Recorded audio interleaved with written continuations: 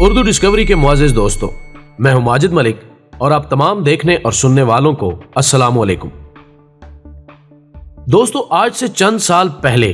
تو کجا چند ماہ قبل تک کسی کے وہم و گمان میں بھی نہیں تھا کہ پاکستان، جو کہ عملی طور پر امیرزادوں، شہزادوں اور سیاستدانوں کا ملک ہے اور جہاں قانون صرف کمزوروں کے لیے حرکت میں آتا ہے،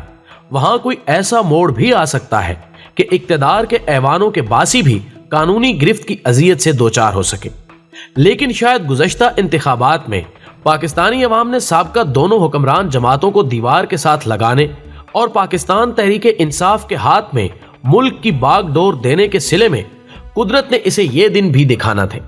کہ میاں نواز شریف و شہباز شریف کے علاوہ دیگر سیاستدانوں کے ساتھ ساتھ سابقہ صدر آصف علی زرداری کے قریبی رفقا بھی احتساب کے شکنجے میں دیکھنے کو ملے، اور ابھی قوم اس حیرت سے نکل بھی نہ پائی تھی کہ خبر آئی کہ آصف علی زرداری اور ان کی ہمشیرہ محترمہ فریال تالپور کا نمبر بھی لگ چکا ہے،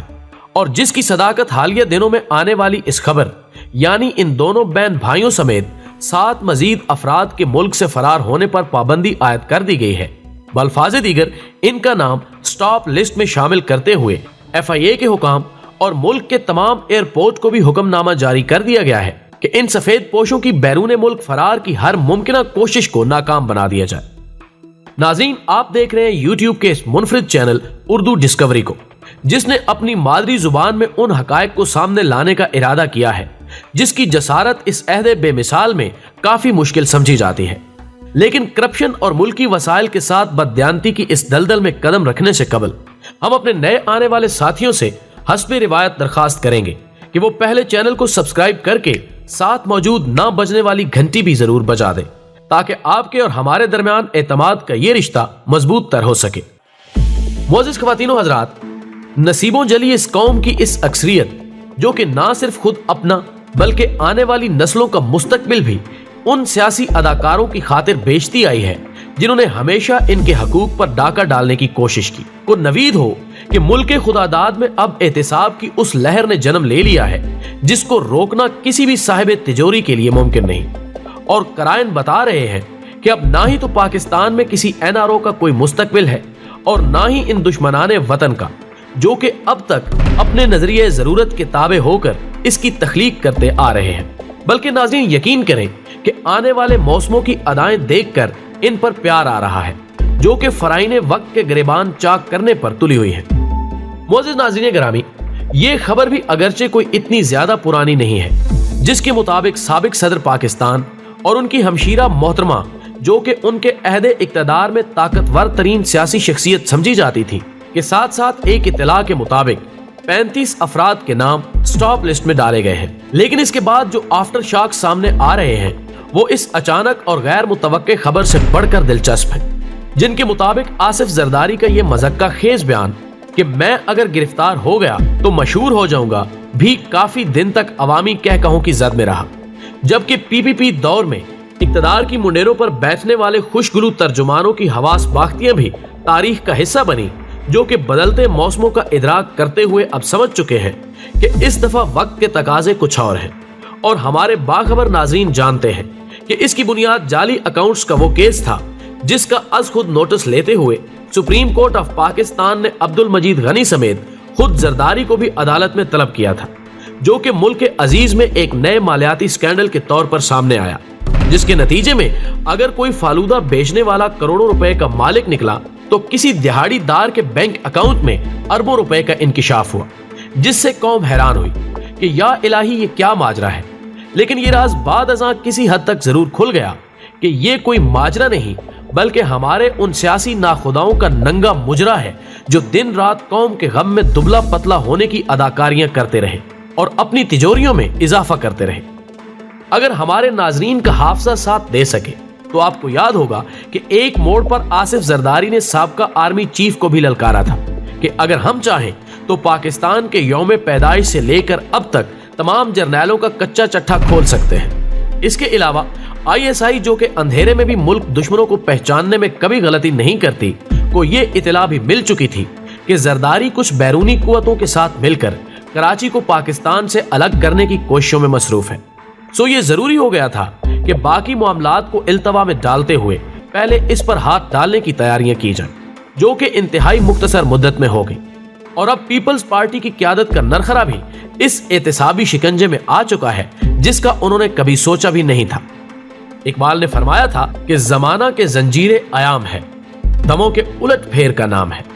और अगर हम यहाँ दमों की जगह दिनों को दे दें तो इसमें कोई ज्यादा मजायका भी नहीं। आसिफ अली जरदारी, जिसको पाकिस्तान की सियासत में मुफाहमत के बादशाह की हैसियत हासिल रही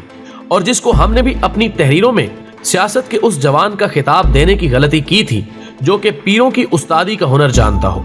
लेकिन चाहिए तो यह था कि करीबुल मर्ग पीपल्स पार्टी के तने मुर्दा में नई रूह डालने के लिए मौसूफ बिलावल बेटे को मौका देते कि वो इस फटी चादर की पैवंदकारी कर सके। लेकिन ये हजरत अपने बेटे की लगामें भी अपने हाथों में रखने पर बज़िद रहे और नतीजतन उनकी सियासी जमात, जो कि कभी वफाक की नुमाइंदगी करती मिलती थी, सिर्फ सिंध की हद तक महदूद होकर रह गई। और फिर सिंध भी उन्होंने सादात यानी पहले कायम अली शाह और फिर मुराद अली शाह के हवाले कर रखा है, जिनकी तरजीहात में जरदारी की खुशनूदी ही पहला नुस्खा कीमिया है, जबकि वो इस खुशफहमी में मुब्तला है कि इसकी खातिर अवाम सड़कों पर निकल आएगी। हालांकि ना ही तो अब अवाम जरदारी के लिए किसी एहतजाज पर तैयार है और ना ही शरीफ इब्ने शरीफ के लिए। अगरचे बाज तजिया निगारों के मुताबिक अगर सारी अपोजिशन करप्शन के इन बादशाहों को बचाने के लिए इकट्ठी हो जाती तो शायद हुकूमत के लिए कुछ मुश्किलात पैदा हो सकती थी। लेकिन अब एक तो अपोजिशन का एक प्लेटफॉर्म पर आकर मिसाके जमहूरियत तख्लीक करना मुमकिन नहीं लगता, और अगर कोई ऐसी कोशिश की भी जाए तो अब हालात बदल चुके हैं। बल्कि सच तो यह है कि अब पाकिस्तान को बचाने वाली तमाम कुव्वतें मुतहरक हो चुकी हैं, जिनकी मौजूदगी में अब किसी की ताल भी गलती नजर नहीं आती। अलबत्ता जेल की एक जिल्लत आमेज जिंदगी जरूर उनका मुकद्दर बनने वाली है। बल्कि क्यास किया जाता है कि अब जरदारी और फरियाल मोहतरमा भी शायद अगली तारीख पर नवाज शरीफ की दिलजोई के लिए सरकारी मेहमान बन जाए। मोअज़्ज़िज़ नाज़रीन, जरूरी है कि जरदारी खानदान की माली हवस का एक हल्का सा जायजा भी ले लिया जाए, ताकि हमारे वो दोस्त जो इसकी आंखों की भूख से वाकिफ नहीं है उनकी आंखें भी खुल सके। हाकिम अली जरदारी, जो कि सिंध में एक छोटे से वडेरे की हैसियत रखता था, कि कुल कायनात कुछ जायदाद थी और वो कारोबारी लिहाज से सिनेमा मालिकान में शुमार होता था। अगरचे इसकी ये दोनों औलादें एक खुशहाल माहौल में पली, जिनमें से हमारे साबिक सदर पाकिस्तान के सिनेमा टिकटों की ब्लैकमेलिंग की दास्तानें भी आम रहीं। लेकिन खुशकिस्मती से भुट्टो का दामाद बनने के बाद इसकी दुनिया बदल गई और बीबी के वजीर आजम बनने के बाद मौसूफ पाकिस्तान के मर्द अव्वल ही नहीं बल्कि हुकूमती वजीर भी बन गए और फिर वजीर आजम हाउस में उनके घोड़े प्रेस की जीनत बनते रहे। लेकिन बीबी की शहादत के बाद जब जरदारी सदर पाकिस्तान बन गए तो उस वक्त उनकी करप्शन की दास्तानें इन अल्फाज में सामने आई कि एक दफा जब आप बरतानिया के सरकारी दौरे पर गए तो वहां के एक मकबूल अखबार ने ये शसुर्खी छापते हुए अपने वजीर आजम को मशवरा दिया कि वो मिस्टर 10% से हाथ मिलाने के बाद अपनी उंगलियों का शुमार जरूर कर लें। हवस का ये आलम था कि जब बहसियत सदर मौसूफ को गैर ममालिक से 3 गाड़ियां बतौर तोहफा मिली तो उनको भी अपनी जाती मिल्कियत में ले लिया, जो कि सरासर रिवायत और कानून के खिलाफ था। जबकि कमीशन खोरी में भी जनाबे जरदारी की मिसल तलाश करना एक कारेला हासिल है, जिसमें उन्होंने अरबों डॉलर कमाए, जबकि पाकिस्तानी अवाम रोटी और दवा के लिए तरसते रहे, लेकिन इस संग दिल को कोई रहम ना आया।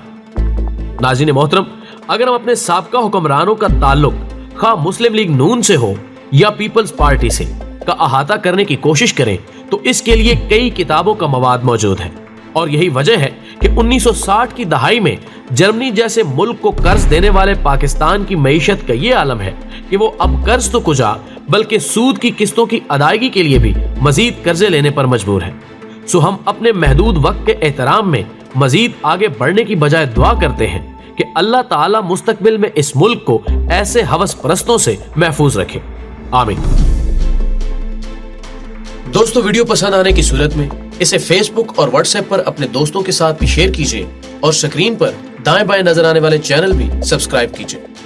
हमारी अगली वीडियो आने तक आपका, हमारा, हम सब का खुदा निगहदार।